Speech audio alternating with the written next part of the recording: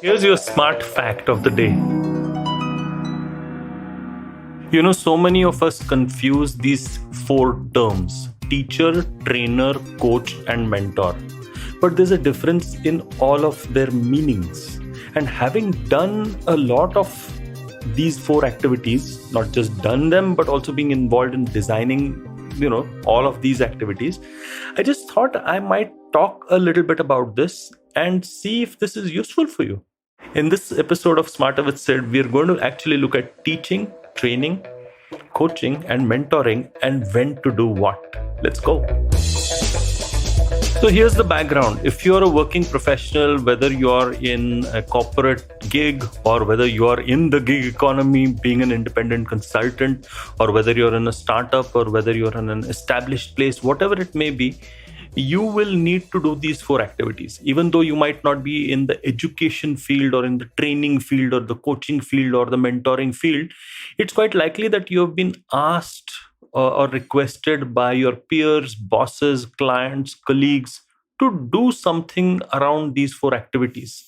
But typically, the context is such that you don't recognize actually what is required, because the request typically would be coming, and that's why I'm setting the context over here, which is what we do on Smarter with Sid first before getting down into the nitty-gritties of it. That somebody will come up to you and say, hey, I think XYZ needs some advice, or this person needs just you to talk to this person and just help him out, a little, or just initiate her into this, those kind of so it's a bit vague. And if you're not a certified trainer or a coach or even an educator or teacher, or having any experience in mentoring, you will kind of flip between these processes. Perhaps you'll do it well, perhaps you'll do it terribly, perhaps you will also not know when to do what, right?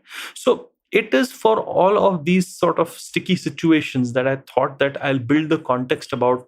All these four activities, they're obviously linked. They're not separate from each other to such an extent that we know exactly the difference between, an apple and a banana and a pineapple and a chiku or something. But there is a particular way of looking at it. And I just wanted to introduce that way of looking at it, and when to recognize the situational requirements and then flip on that hat.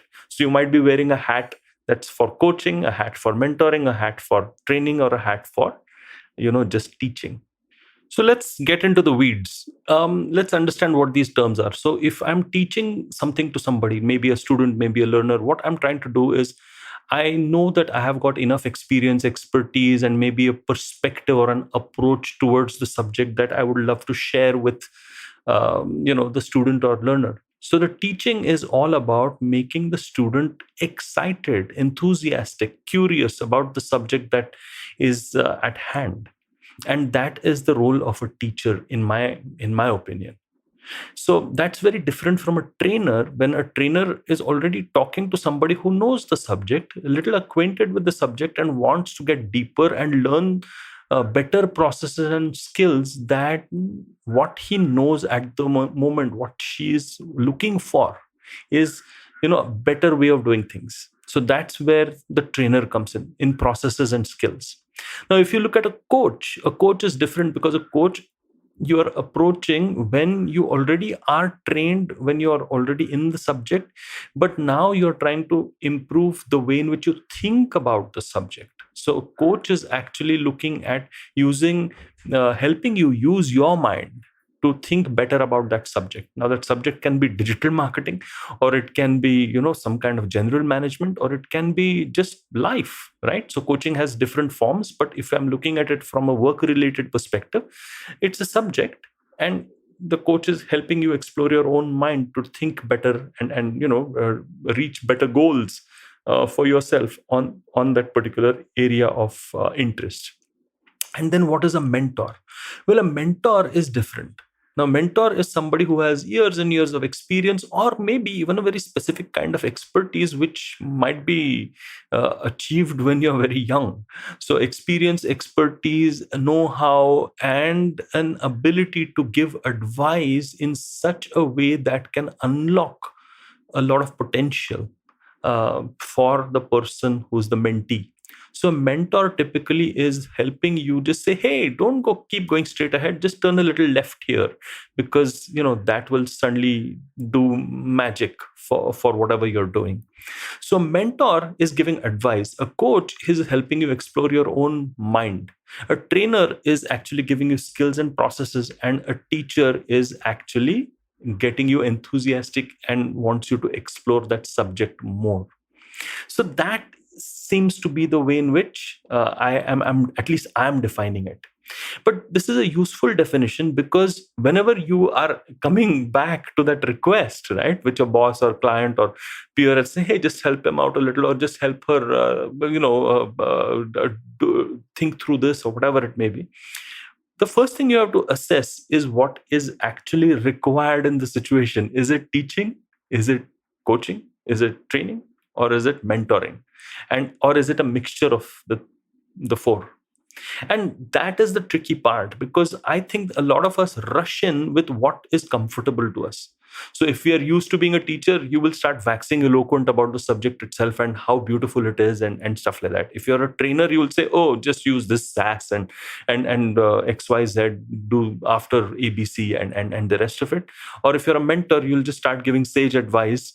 Or if you're a coach, what you will just do is say, how do you feel about this subject, right? And the interesting part is you got to figure out what the requirement is. And it could be a mixture of one or two areas, but go with the area that is most required. And then perhaps ask a very honest question. Do I have the ability to do this? Because a lot of people may not necessarily have the chops for doing, let's say, teaching when they're good at coaching, right? Or doing training when they're good at mentoring. You do notice that I'm not giving any particular hierarchy to these specific things. Okay, I'm looking at these as objects or even processes. They're equally important in my opinion, and they serve different purposes. So I'm not putting any hierarchy like, oh, mentoring is extremely, valuable and training is not particular, because that's how typically people look at things, right? I'm not. I'm saying that all of them have their place and all of them have their value. And what we have to do is figure out, especially if we are not, scientifically trained or scientifically know how to do this as an educator or whatever it may be, it might be the best way to understand the situation and say, okay, this person wants a coach here. And am I really suitable for being a coach? Okay, maybe if you are, then follow a coaching process. Do not get into mentoring, do not get into training, do not, even if you're very tempted to give advice, don't give advice. Get them to think about the subject through their own mind. Or if you're in teaching, then your job is to make somebody excited, enthusiastic, and curious. Don't try and tell them processes and skills when all they require is for you to excite them about, hey, why should I know digital marketing? Instead of, okay, tell me the ABCs of digital marketing. I hope you get the difference, because this difference will certainly make an impact on the other person. They will think you're an amazing trainer / teacher / coach / mentor, but only you know what you've done. You have translated the need into a process which then can be completely followed. Sometimes you just have to say no, but maybe this person can help you better than I can, because you know that the other person is probably a better coach than what you are. You might be a mentor. So I hope this helps you. I think it has helped me a tremendous amount in the way in which you structure learning for anybody and for yourself as well. Maybe sometimes the next time when you're facing a problem, ask yourself, do I have a problem of teaching, of training, of mentoring, or of coaching? And then seek out the appropriate help. I think it works both ways. And talking about learning, yeah, I've set up shop with something called Next Level Learning. I'm putting up some courses that I think will be very useful for people who are not just interested in certifications or maybe even formal education, but they just want to get better at what they're doing. So yes, it is a mixture. It is a mixture of me making you enthusiastic about a subject, but also it's a little bit of training wherein I teach you better processes and better skills to do that particular job better, like content marketing or branding or anything of that sort. It's a mixture. And just go to nextlevellearning.com or just check out the stuff on my Instagram, or, and you'll get it. So after that little 30-second commercial, back to business. If you like this podcast, do make sure that you like and subscribe to it. I have been receiving fantastic feedback from you guys on this, and happy to just be open to any subject that you might want me to cover, and just reach out to me.